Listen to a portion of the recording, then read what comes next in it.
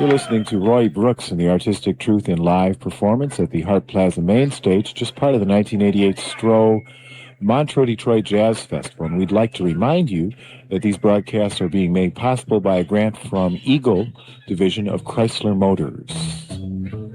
Here again, Bob Hurst on the bass now, and Roy Brooks. And this is one of his famous tunes. I wish I could call the name, but this is going to be good. We got a big crowd here, and they're with every note.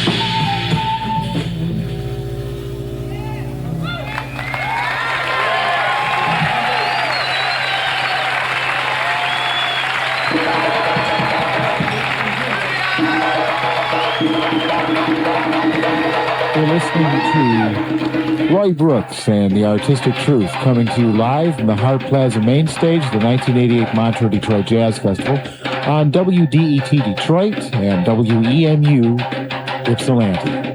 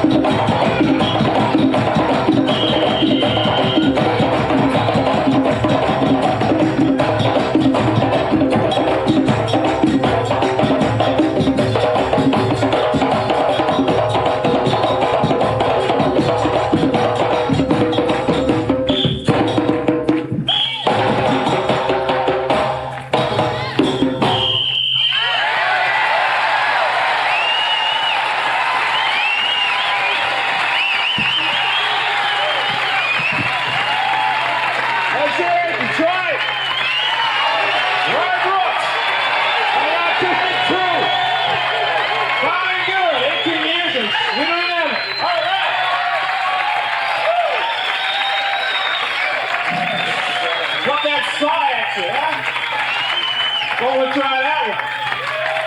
Roy Brooks. Roy Brooks and the Artistic Truth, with an amphitheater full of people here at the Hart Plaza main stage at the Stroh's Montreux Detroit Jazz Festival. Bob Hurst at the bass, Geri Allen at the piano, Francisco Mora on percussion. Rayse Biggs, Marcus Belgrave, and the man Roy Brooks. Yeah, we'll hear him name them off for us. I tell ya.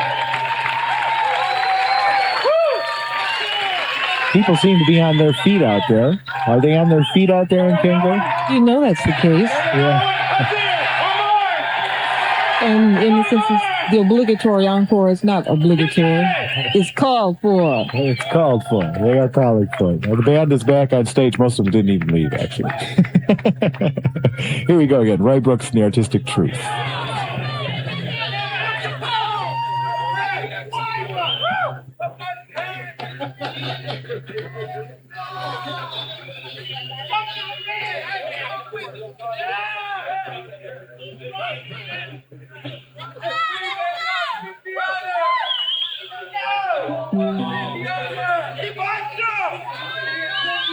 Roy is over by his drum kit again. He's been spending most of the time in a number of locations playing the saw and playing, what do you call them, steel drums and different drum ensembles that he has set up, plus his own kit. He's dressed in brilliant green. Looks very regal out there, I'd say, in Kimber.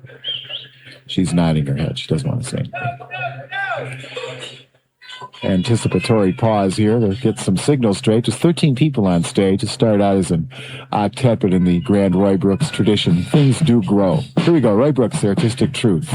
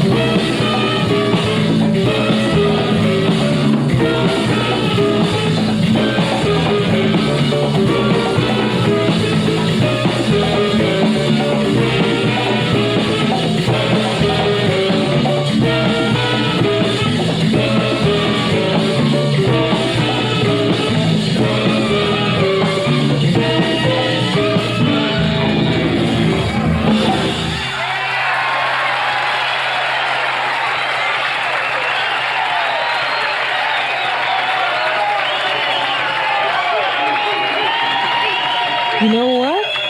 You know how that tune ended? He took a clock. Roy Brooks went back and forth across the stage, threw the clock up into the sky, and as it landed, everybody had to be on that last note. Is that great? Yeah, it's a good way to get the hit there. Let's hear it. The truth is, jazz is hot in Detroit tonight.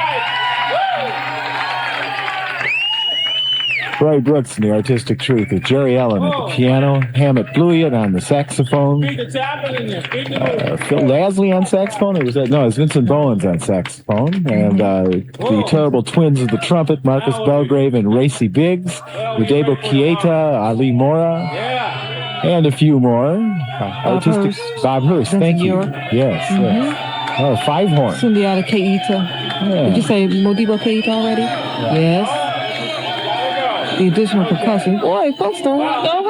Yeah, they're still standing up cheering. It's 11:20. And there's Monday. You're listening to the Montreux Detroit Jazz Festival number 9 on public radio in Detroit, WDET FM 102, and public radio in Ypsilanti, WEMU FM 89.1. I should mention our dear friends at Chrysler again before we see whether we're going to get an interview out of Mr. Brooks there. He worked awfully hard. This live coverage of the 1988 Stroh's Montreux Detroit Jazz Festival is made possible by a grant from Eagle, a new division of Chrysler Motors. Eagle Premier, Eagle Medallion, and the Eagle Summit, they are the official automobiles of the Montreux Detroit Jazz Festival.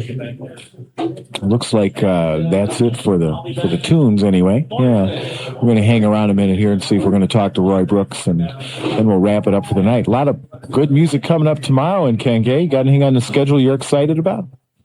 I'm on the wrong day. I'm on Monday. Let me turn back to Sunday. All right. Best Bonniers Quartet is up. The U.S. Air Force Airmen of Note, the Motor City Jazz Quintet, the Austin Morrow Big Band, the White Margitza Group, Carmen McRae, and the J.C. Hurd Orchestra is on the main stage. That's a class lineup.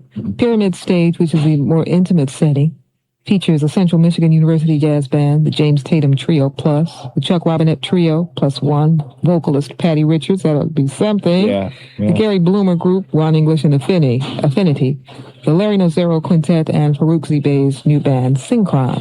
Yeah, I heard Farouk Zibey's new band, Synchron, last year at Montreux, one of their first shows, and I thought it was marvelous.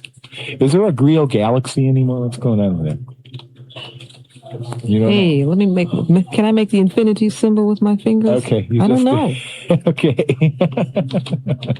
Don't know. Later on tonight, well, actually starting, an hour and 20 minutes ago and going till 2 o'clock this morning, the Rappa House Jam Session led by alto saxophonist Ernie Rogers. It's going on right next door to here at the VA building on Jefferson Avenue in the banquet hall.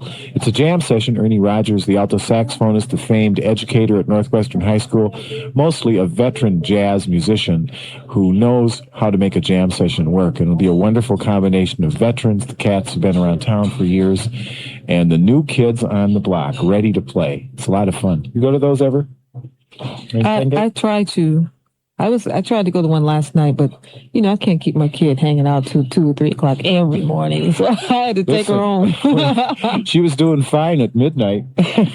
She was just flying. Ah, yes. She was doing great. I guess we have Roy Brooks here. Yes. Greetings. Almost like deja vu. Here we are, another Montreux, another great Roy Brooks set. Roy's covered with sweat, obviously worked real hard, got a nice smile on his face. Wait a minute, wait. Greetings, tone specialist. Yes. How you doing, Roy? Good. Yeah? Did that go all right for you? Yeah. It was planned, I thought so. I was going to say, that sounded really rehearsed. Yeah, well, it was planned. It was more planned than it was rehearsed. Uh-huh. But it felt good. I know that. Why are you wearing green today? Well, this is the day. You see what Jim has on, right? So. That's right. That's it. I got green too, I guess. All right, taking cues from. I like to say it is a pleasure to be able to perform in your hometown on an international level. It's really good. By that you mean your sidemen? Well, I'm talking about the festival itself. And the Side people, but I mean the festival itself. The way it's presented from the stage and all that? Exactly. Yeah. Good bunch of folks working up there with you. The players and also the technicians. Right. Yeah, you guys looked real comfortable. I really enjoyed that version of Jamaica's Sun. I was struck by how well that works as a horn tune right here. And the recording you have with Max Roach and Boom, where it's all percussion instrument, that's pure sunshine too. Right. Where'd you get that catchy melody? That just come into your head? Did you hear that when you were down All my compositions are inspired. Yeah? Yeah. You get them late at night while you're up, or anytime at the dinner table? Yeah. Anytime. Anytime's the best time, right? Yeah, just a bap. Yeah. Tell me a little bit about your relationship with Geri Allen and what you've given each other and how you've seen her grow. Well, Marcus Belgrave introduced her to me by the time I came back to Detroit in '76. And I noticed her compositional form and her rhythmic concept. You can't lose her, and she can hear around corners. Yeah. So I started importing her in from Pittsburgh. I played at her graduation recital. That's nice. And we've been hooked up some time. Yeah. Have you seen her grow? Oh, yeah, definitely. Isn't it something? Yes, it really is. Yeah. Have you heard many of her records since she's been to New York? Yeah. It's just a steady stream of inspiration. Right. It is. And I'm so glad you talk about the national level thing. I'm so glad she's sticking with her Detroit compadres with her band. It's a nice thing to have happening. And that's a hard thing to do. Yeah. Because for whatever reason, it seems to be a lot of them. Yeah. And we have Geri Allen here with us at the microphone. Hi. Hello. How you doing? You look wonderful tonight. I'm feeling great. Yeah. It's good to have you up there with Roy. That just felt so good. So just when I saw that on paper 2 months ago, I felt better. Well, it's always, for me, an honor and magical to have a chance to play with Mr. Brooks. And for many years, he and Marcus, have been sort of like guides for me through a lot of things musically. He just mentioned the recital.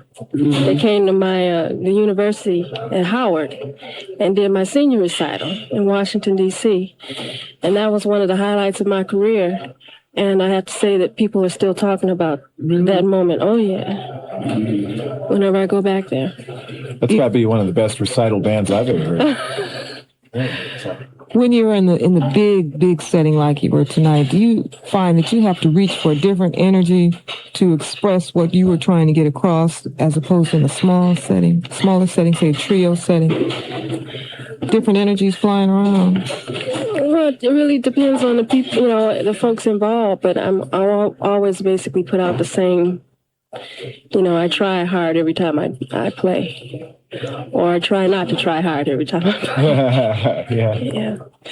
I've been wanting to ask you this for some time now, and it kind of means you have to go back a ways, I think. But it's at some point, okay, here you are playing this piano, playing this instrument, and then all of a sudden, there's a point in which I'm sure it became more than just a contraption of strings and keys and things. It became something else for you that you could use in a different way to express something else. Can you remember when that happened, or if that in fact happened with you? Well, I guess around the time I met Marcus Belgrave in high school, I started thinking about, through being around him and through having a chance to just talk about what writing music is about and what listening to him, basically. And musicians like Mr. Brooks, it sort of gave me opened me up to some other ideas. And I started trying to write around that time, compose.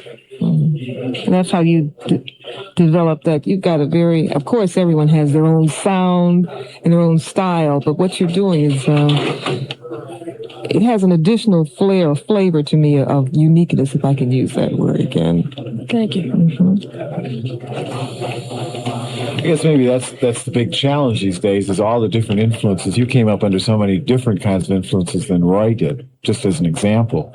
And trying to pull all that into your own artistic vision that makes sense to people and makes sense to you is a very hard thing to do. Well, I had a lot of direction, and a lot of there was a lot of information here in Detroit to gain, and just by sort of sitting back and watching and listening, you are able to pick up quite a great deal. How about if Roy and you do a record together sometime? Duet? Yeah, well, sure. Oh yeah, we've done one before. It's on tape? It's on videotape. It's on videotape. At Orchestra Hall. Ah. Right. I mean, it's yeah, I'll bet. It's really, really heavy. Roy, can you tell us how busy you've been? I know you're out of town. No, I can't. You've been out of town a lot, haven't you? Well, somewhat. I went to Africa for 3 weeks with the New York Jazz Ensemble, and during last Christmas and New Year's, I spent in Dakar, Senegal, and I'm waiting to go back. This group, I might take this group back. But anyway, then Italy, I was in Verona, Italy in July, and I'm moving more these days, Boom Boom is moving more. We'll be at SOB's the 28th and 29th of this month. It's a great club. Then we're going back to the top, to the Village Gate in October. So, Feels good to get out of town, doesn't it? Oh, yeah. Does it feel good to get back usually? Yes. Yes. Really. Glad to hear Yeah, always feels good to get back. Do you miss Detroit much, Geri? Or is New York keeping you happy? Yeah, I miss it a lot. I get back a lot because my family's here. Yes. And I mean, my musical family, and my father's here, and aunts and uncles. So whenever I get a chance, I always come back. You were talking just before you sat down about how you've stuck to a band of mostly Detroiters with your own group, Open on All Sides. And I just wonder, why do you make that decision? It would be so much easier to sell an album or a concept if it had a lot of familiar New York names on it. Well, when you play with a group of people for a period of time, it's much easier to come together musically. There's a lot of unspoken things that just happen naturally, and it's worth whatever you go through to keep that happening, I think. Is that about shared experience growing up, or just a specific thing of working together in recent years? Both. Yeah? Yeah, both. Go to high school, some of these guys? Yes, I did, actually, some of them. Yeah. But we've been playing together off and on since high school, even though some of us weren't all in the same high schools. But like Vincent and Rayse and David McMurray, and we would get together over my house and practice each other's songs, and that kind of stuff sticks with you for years. Sure does. It doesn't go away. Yeah. So it's still real easy for us to get that together and play. Yeah, Roy, if you were getting together your high school buddies for a reunion, who would you have there? Charles McPherson, Lonnie Hilliard, James Jameson, an old Motown Fender player. A Fender bass player. Yeah, you do yeah, that. Yeah. Cool. No, well, he played upright at the time, and Clarence McLeod or Popcorn. Popcorn. Yeah, that was Wiley. Played very well. Good player. You see any of those guys? I haven't seen him in some time. Max Pearson. Yeah, I see him. Something to suggest the Montreux Festival for next year for another reunion. Another Detroit reunion? Yeah, do a Roy Brooks' favorite alumni reunion. Oh, yeah. Sounds great. Yeah, that's nice. Yeah. Well, I think maybe we should go. Yeah, I have to pack my instruments up. Yeah, I see the iron door there. Yeah. Thank Detroit. Well, can we be so bold as to say, for Detroit, thank you? Thank you. Really. Thank you, Bo. Thank you very much. It's great to have you Good both. night. Thank you. Good Good night. night. See you around. Roy Brooks and Geri Allen, just off the main stage with Roy Brooks and the Artistic Truth reunion, which also included Hamiett Bluiett, Robert Hurst, Ali Mora, Marcus Belgrave, Rayse Biggs, Vincent Bowens. Who else? Oh, you mean like Bob Hurst, Francisco Mora, I said Geri most Allen, of them. Who's Vincent the other Bowens, horn Hamiett players? Bluiett, Vincent York, Rayse Biggs, Marcus Belgrave.